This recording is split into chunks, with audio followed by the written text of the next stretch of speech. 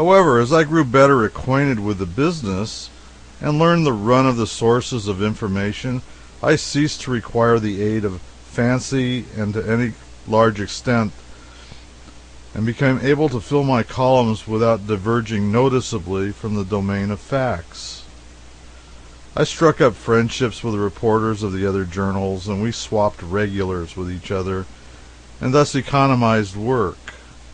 Regulars are permanent sources of news like courts, bullion returns, cleanups at the courts mills, and inquests. Inasmuch as everybody went armed, we had an inquest about every day, and so this department was naturally set down among the regulars. We had lively papers in those days. My great competitor among reporters was Boggs of the Union. He was an excellent reporter.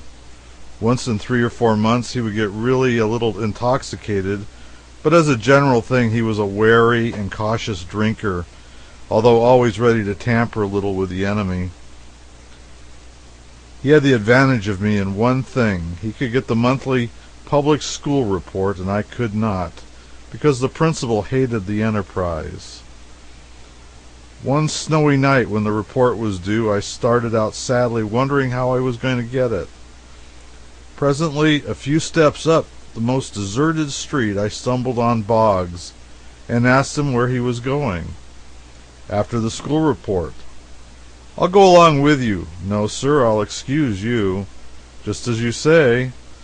A saloon-keeper's boy passed by with a steaming pitcher of hot punch, and Boggs snuffed the fragrance gratefully. He gazed fondly after the boy and saw him start up the Enterprise stairs. I said, "I wish you could help me get that school business, but since you can't, I must run up to the Union office and see if I can get them to let me have a proof of it after they've set it up, though I don't begin to suppose they will. Good night." "Hold on a minute. I don't mind getting the report and sitting around with the boys a little while you copy it, if you're willing to drop down to the principal's with me." "Now you talk like a rational being. Come along." We plowed a couple of blocks through the snow, got the report, and returned to our office. It was a short document and soon copied. Meantime, Boggs helped himself to the punch. I gave the manuscript back to him, and we started out to get an inquest, for we heard pistol shots nearby. We got the particulars with little loss of time, for it was only an inferior sort of barroom murder, and of little interest to the public. And then we separated. Away at 3 o'clock in the morning, when we had gone to press and were having a relaxing concert as usual, for some of the printers were good singers and others good performers on the guitar, and on that atrocity, the accordion, the proprietor of the Union strode in and desired to know if anybody had heard anything of Boggs or the school report. We stated the case, and all turned out to help hunt for the delinquent. We found him standing on a table in a saloon with an old tin lantern in one hand and the school report in the other, haranguing a gang of intoxicated Cornish miners on the inequity of squandering the public moneys on education, when hundreds and hundreds of honest, hard-working men are literally starving for whiskey. Riotous applause. He had been assisting in a regular spree with those parties for hours. We dragged him away and put him to bed. Of course there was no school report in the Union, and Boggs held me accountable, though I was innocent of any intention or desire to compass its absence from that paper, and was as sorry as anyone that the misfortune had occurred. But we were perfectly friendly. The day that the school report was next due, the proprietor of the Genesee mine furnished us with a buggy and asked us to go down and write something about the property. A very common request, and one always gladly acceded to when people furnished buggies, for we were fond of pleasure excursions as other people. In due time we arrived at the mine, nothing but a hole in the ground 90 feet deep, and no way of getting down into it but holding on to a rope and being lowered with a windlass. The workmen had just gone off somewhere to dinner. I was not strong enough to lower Boggs's bulk, so I took an unlighted candle in my teeth, made a loop for my foot in the end of the rope, and implored Boggs not to go to sleep or let the windlass get the start of him, and then swung out over the shaft. I reached the bottom muddy and bruised about the elbows, but safe. I lit the candle, made an examination of the rock, selected some specimens, and shouted to Boggs to hoist away. No answer. Presently a head appeared in a circle of daylight away aloft, and a voice came down. "Are you all set?"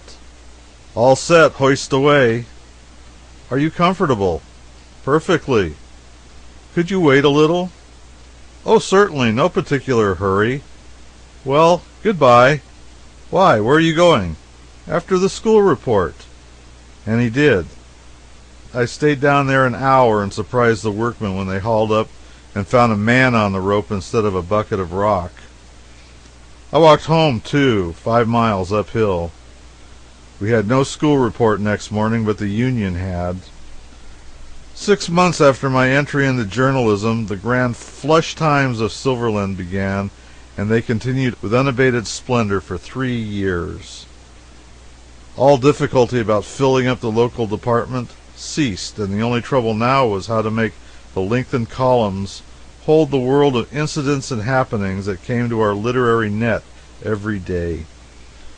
Virginia had grown to be the liveliest town for its age and population that America had ever produced. The sidewalks swarmed with people, to such an extent, indeed, that it was generally no easy matter to stem the human tide. The streets themselves were just as crowded with quartz wagons, freight teams, and other vehicles. The procession was endless. So great was the pack that buggies frequently had to wait half an hour for an opportunity to cross the principal street. Joy sat on every countenance, and there was a glad, almost fierce intensity in every eye that told of the money-getting schemes they were seething in every brain, and the high hope that held sway in every heart. Money was as plenty as dust.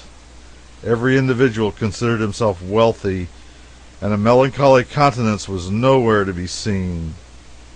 There were military companies, fire companies, brass bands, banks, hotels, theaters, hurdy-gurdy houses, wide-open gambling places, political powwows, civic processions, street fights, murders, inquests, riots, a whiskey mill every 15 steps, a board of aldermen, a mayor, a city surveyor, a city engineer, a chief of the fire department, and the first, second, and third assistants, a chief of police, city marshal, and a large police force, 2 boards of mining brokers, a dozen breweries, and a half-dozen jails and station houses in full operation, and some talk of building a church.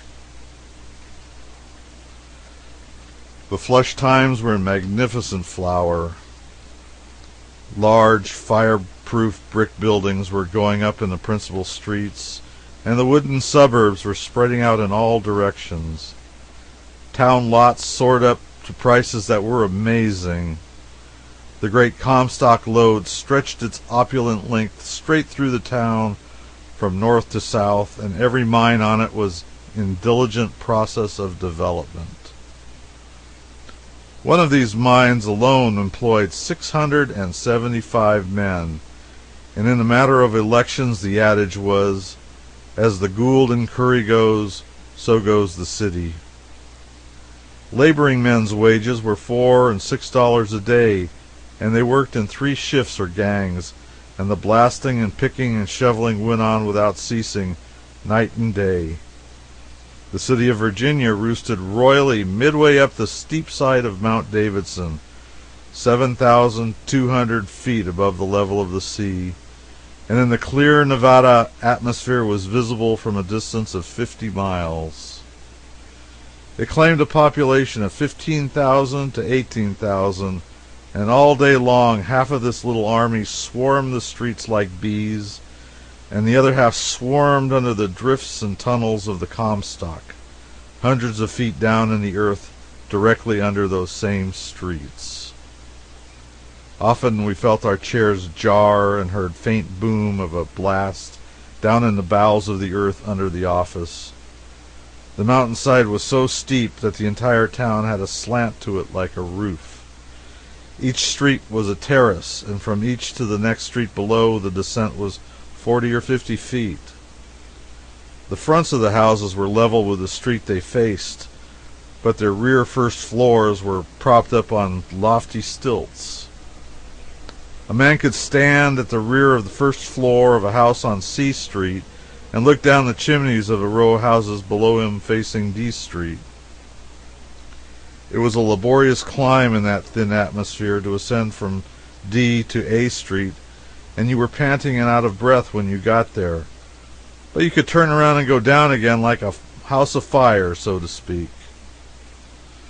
The atmosphere was so rarefied on account of the great altitude that one's blood lay near the surface always, and the scratch of a pin was a disaster worth worrying about, for the chances were that a grievous erysipelas would ensue. But to offset this, the thin atmosphere seemed to carry healing to gunshot wounds, and therefore to simply shoot your adversary through both lungs was a thing not likely to afford you any permanent satisfaction, for he would be nearly certain to be around looking for you within the month, and not with an opera glass either. From Virginia's airy situation one could look over a vast, far-reaching panorama of mountain ranges and deserts. And whether the day was bright or overcast, whether the sun was rising or setting, or flaming in the zenith, or whether night and the moon held sway, the spectacle was always impressive and beautiful. Over your head Mount Davidson lifted its gray dome, and before and below you a rugged canyon clove the battlemented hills, making a somber gateway through which a soft-tinted desert was glimpsed, with the silver thread of a river winding through it, bordered with trees, which many miles of distance diminished to a delicate fringe. And still farther away the snowy mountains rose up and stretched their long barrier to the filmy horizon, far enough beyond a lake that burned in the desert like a fallen sun, though that itself lay 50 miles removed. Look from your window where you would, there was fascination in the picture.